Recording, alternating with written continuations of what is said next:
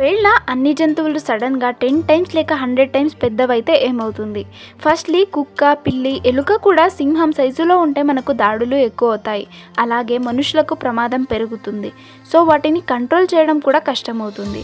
ఆహారం, వ్యవసాయం టోటల్‌గా మారిపోతుంది. మెయిన్‌గా పెద్ద జంతువులు ఎక్కువ తింటాయి కాబట్టి పంటలు, గడ్డి సరిపోవు.